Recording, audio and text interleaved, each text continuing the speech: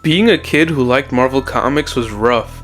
You'd think, oh, it's not that bad. You read about Spider-Man and the Avengers and their happy-go-lucky adventures.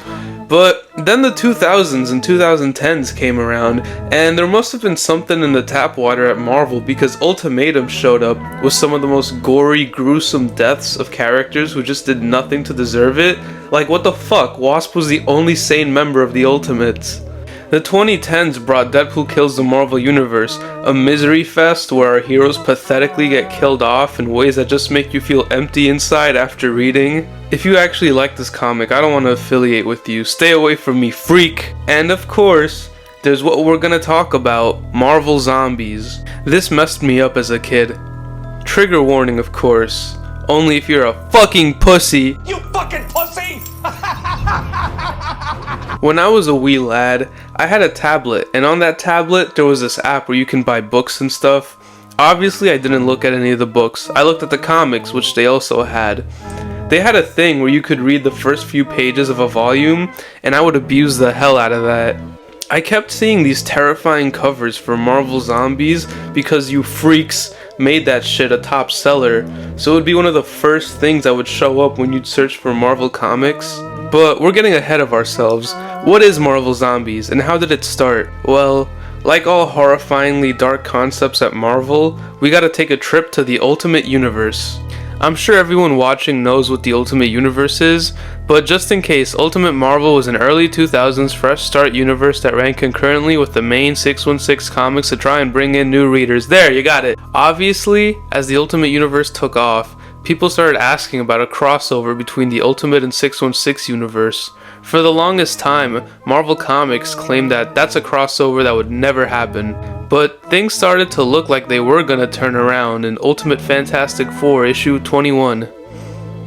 I'm not gonna say it. Here, the Fantastic Four are much younger, and because of that they're partially funded by the government, meaning they're treated more as workers than actual superheroes. And Reed can't just build whatever crazy Jack Kirby machine he wants to, as it needs to be approved by higher powers first.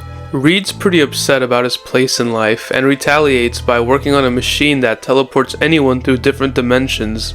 Sue gets mad at him for working on that when her dad told him not to, and for forgetting about dinner plans they made, storming off. We realize Reed isn't alone, and is actually in communications with what looks to be our 616 Reed Richards as a hologram. I wasn't around when this happened, but I'm really curious if fans at the time thought this was actually going to be the first time we'd see the Ultimate and 616 universe cross over, or if through solicitations or whatever they already knew that what was actually going to happen in this comic. And yeah, since this is a Marvel Zombies video and not a 616-1610 crossover video, you can guess what happens next. The whole thing was a trap set by zombified versions of the Fantastic Four trying to lure 1610 Reed in so they can eat him and lay waste to the Ultimate Universe like they did their own. Reed gets away only to get caught by more zombified heroes who start bickering instead of just eating him. He's right there, what are you doing? Reed gets saved by this universe's version of Magneto, who hasn't been turned into a zombie, and together with a few remaining humans on this planet, they plan an escape to the Baxter Plaza, and everyone except Magneto is sent back to the Ultimate Universe. Magneto's staying to destroy the device so nobody else can use it, and to be honest, the comic isn't very good.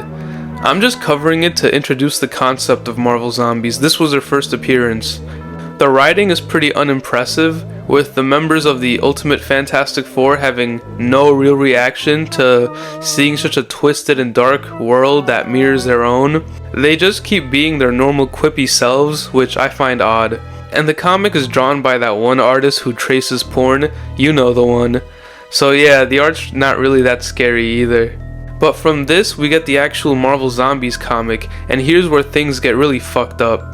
Written by Robert Kirkman, who you may know for writing Invincible, The Walking Dead, and the current Void Rivals comic. Art by Sean Phillips, the comic picks up right after Ultimate Fantastic Four, where Magneto makes a mad dash, but ultimately goes nowhere and is eaten by the heroes.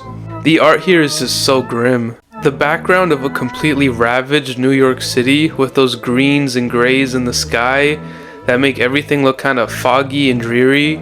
Not to mention the actual look of the zombies themselves, dressed up like the former heroes they once were, but dirty, covered mostly in shading with their bright white eyes, and fucked up zombie teeth with like splotches of red from the flesh they've eaten. You can't blame me for having nightmares about this. This comic follows the days after everyone got infected, pretty much all of humanity. Hey, are you gonna explain how the zombie outbreak even started? Yeah, I'll get to that. Okay. Jeez. Anyways, all of humanity has been eaten with only the zombies roaming around, and it's here when it hit me while reading this video. This comic that scared me as a child made me avoid anything Marvel Zombies related for the longest time is a comedy? Now, don't get me wrong, there's plenty of seriously dark, twisted, and messed up moments, but a lot of this comic is kinda just gross out humor based on the situations these characters are in. Oh geez, I broke my leg! Like, in half! After they eat Magneto, they just kinda chill out and talk about what it means to be a zombie, how Daredevil is still alive with a hole in his chest, and Cap with half his brain missing. Hulk, after eating Magneto, reverts back to Banner, and Magneto's leg just rips through his stomach, and as soon as that happens, Thor leans over to have a piece. They report back to everyone else, lying about how nobody got to eat Magneto. Iron Man sniffs them out by asking Peter how his aunt and wife are doing, and Pete immediately just starts to break down. Silver Surfer, who is still a Herald of Galactus in this, shows up, and immediately everyone is like, "Get him!" without questioning who he is or where he came from. The heroes, actually that's a big word for them, the characters that get the jump on Silver Surfer end up getting cosmic powers after eating him, and then use said cosmic powers to cook and eat the other zombies. Then Galactus shows up and he's like, "What do you mean you ate my Herald?" Everyone makes a run for it and retreats to figure out a way to eat Galactus. By this point, Iron Man's just flying around as an upper half because Surfer blasted him. Pym, Stark, and Banner put all their heads together, but Bruce starts freaking out since he's getting so hungry he's about to turn into the Hulk again. So he reaches inside himself, takes out a piece of flesh that he's already eaten, and eats it again. Ah geez, when did he start doing that? Eventually, they do design up a machine that defeats Galactus and they eat him. We cut to a couple of years into the future where an alien race becomes aware that Galactus is coming to their planet. Realizing their planet is already doomed, the leader of this world asks how much time they have until Galactus' arrival, when a portal opens showing our Marvel zombies with cosmic Galactus powers ready to feast on another world. Yeah man, I'm not really sure what to say about this comic besides this is all kinds of fucked up. Sure, it has a sense of humor, but it's a type of humor that revels in the misery of everything that's happening. Clearly this comic must have done well, because Marvel zombie comics started to spread like an infection. Here's where we get a prequel comic explaining what happened in Marvel Zombies vs. Army of Darkness. Yeah, you heard that right, folks. Fucking Ash Williams is involved in this now. Groovy. The plague started when a being from another universe came to this dimension and spread it to the Avengers. Oh, there's Black Widow eating a dog. Fun fact, while in the comic, the character from the alternate universe that brings the plague is Sentry, notice how his costume's got a rip in the chest? That's because originally the Plague Bringer was supposed to be a zombie Superman from another dimension with the S logo ripped out, so it wouldn't technically be Superman legally. But I guess that didn't work out, so they switched it to Sentry. There's more of what happens in this comic, but I don't really want to talk about it. While it's cool to see Ash Williams in the Marvel Universe, I guess, it again kinda has that miserable sense of humor that I don't really enjoy. What I really want to talk about is the one-shot comic that brings back Kirkman and Phillips called Marvel Zombies Dead Days. Taking place during the outbreak, a Peter who's been bitten but hasn't gotten fully infected is swinging to his apartment to check up on his aunt and wife. But as soon as he gets there, the infection takes over and he does the unthinkable. I should mention that this is like one of the only Marvel zombie comics that takes the thing completely seriously with no jokes about the messed up stuff that's happening. This comic is utterly hopeless. We see heroes try their hardest yet fail at every turn. The X-Men trying to fight off zombified versions of Alpha Flight while also grieving the fact that Professor X was just eaten. When we cut to the Fantastic Four, we see Reed holding the remains of his children while Ben is holding back a zombie She-Hulk. Sue pops her head, killing her, and the team just take a moment to grieve. Even though I haven't read this comic in years, seeing this panel of Johnny Storm standing in the corner crying was something I instantly recognized because of how impactful it was on me when I first read it.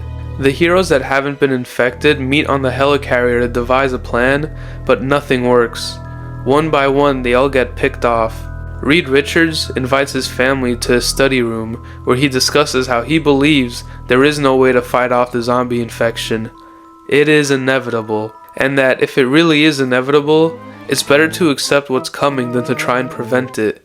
He sees it as a next step in evolution. Before everyone can properly react to what Reed's saying, he also mentions how he's already infected them.